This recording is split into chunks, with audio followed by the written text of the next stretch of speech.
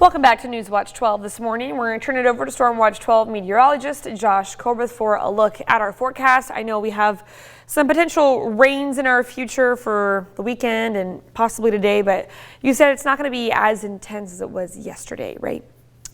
No, well, for today, definitely not. Today is going to be a lot calmer, a lot drier. Will be a little blustery out there, but here comes this next storm system that we're going to have to deal with into Friday and Saturday, and that's going to end up giving us some medium impacts. But for right now, just some light showers out there. I have a hard time buying that all of this is actually making it down to the ground. And we'll go ahead and put the rest of today into motion with Stormcast. We stopped this at lunchtime and dinner time, and up to this point, all of us should be pretty dry other than, again, just a few showers on the map. But you'll notice that as we head into the late evening, coverage starts to become a little bit more widespread, and that'll continue into Friday morning. This is 8 in the morning, starting to see some heavier pockets of rainfall now. But here comes the main batch of rainfall arriving along the coast pretty close to lunchtime, and that becomes pretty widespread after that. And once again, you'll notice that there's not really a lot in the way of blue on this map because, well, it's mostly going to be rainfall with this storm system. The snow levels are going to be anywhere between 4,500 feet to 7,500 feet. So mostly rain. Here's what we're expecting through Friday night, and keep in mind that there's going to be more rainfall for Saturday. But once again, it's going to be the Mount Shasta City area, the coast, the Cascades in the Illinois Valley. Those will be the areas that will receive the bulk of the moisture from this storm system. So almost a carbon copy of what we saw from the storm system from yesterday. Now the winds aren't necessarily going to be a carbon copy. This would be for tomorrow, especially tomorrow afternoon.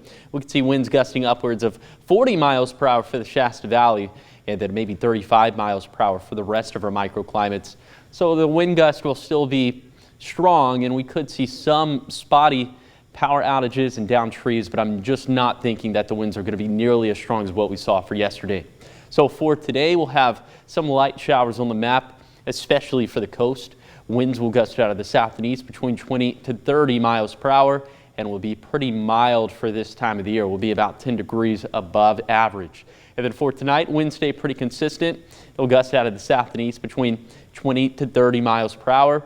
Overnight lows will be pretty mild. Maybe you'll have to protect the outdoor pets, plants, or plumbing for Lake County, but elsewhere it's just going to be a little bit too warm for that. And then, of course, like I said, more medium impacts on Friday and Saturday. This is just kind of the summation of what we'll deal with. Heavy rainfall, damaging wind gusts, not very much in the way of snow. And then into Sunday and New Year's Day, looking pretty dry. And then there's another storm system that we're tracking for Tuesday and Wednesday.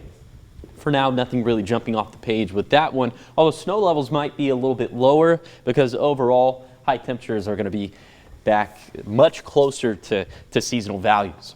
Okay, here's the 7-day forecast for the coast. Rain likely for today, although the showers are going to end up being pretty light. And then we have another wall of water that's going to arrive for Friday, right around lunchtime. And then for Siskiyou County, more gusty winds tonight, and then especially into Friday, but not nearly as strong in the Shasta Valley as what we saw for yesterday. And then for the basin, keeping things as mostly rain over the next 2 to 3 days, just given that snow levels are going to be so high.